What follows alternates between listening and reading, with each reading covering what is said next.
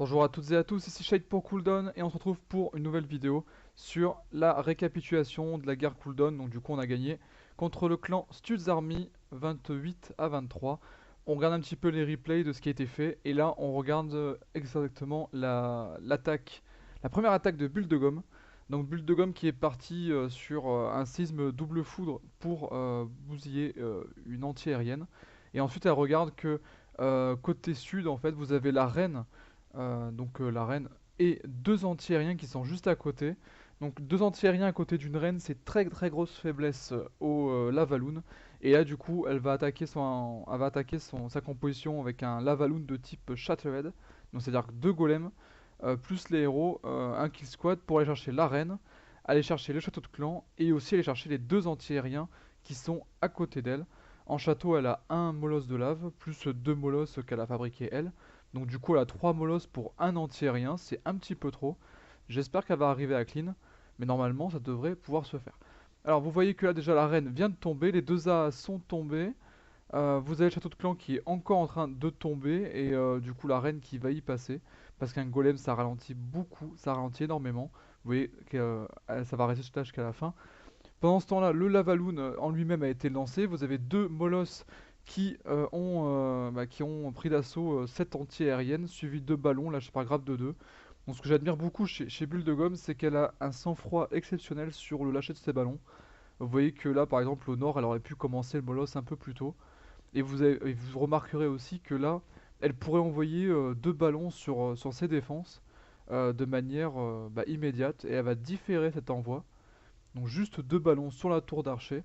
Elle va différer cet envoi pour laisser le molosse en fait se prendre des dégâts.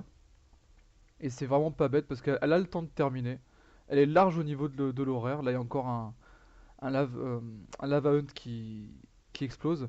Les deux derniers ballons qui sont là pile poil pour la tour d'archer. Ils ont vraiment été réservés pour ça.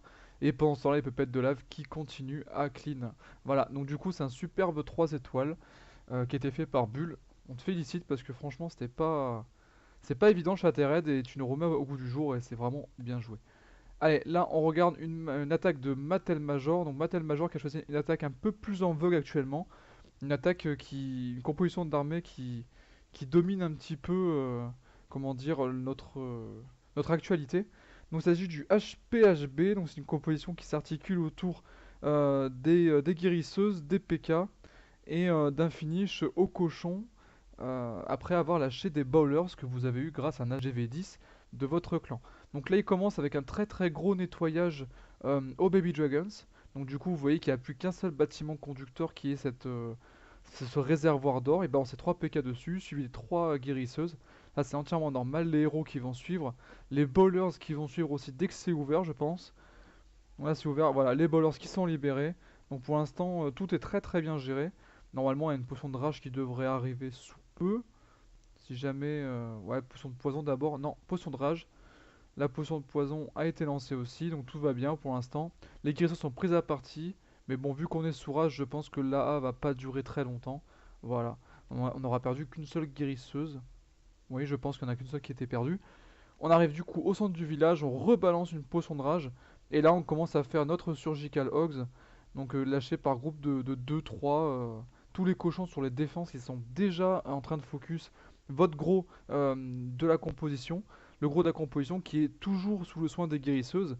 Et qui donc ralentit leur mort et ralentit aussi l'efficacité, diminue l'efficacité des défenses qui les ciblent. Voilà, donc du coup là il y a plein de cochons qui sont encore disponibles. La dernière potion de soin, je dirais pas qu'elle est inutile, mais elle est vraiment superflue. On va peut-être même plus la garder, se garder le luxe de la conserver. Et là ça se clean assez facilement. Du coup très bien joué de la part de Mattel Major pour cette compo qui est le HPHB et qui est très très en vogue actuellement. Allez, on passe au troisième replay. Dans le troisième replay, j'ai choisi de vous présenter un HDV10 cette fois-ci. Un HDV10 qui n'a pas été clean. Les deux étoiles qui restaient sur la guerre, ce sont des HDV10 qui n'ont pas été clean. Et du coup, là, on voit une attaque de Raph. Raph qui s'était pas trop illustré lors de la dernière guerre et qui s'est plutôt bien rattrapé aujourd'hui. Donc ça, c'est vraiment cool.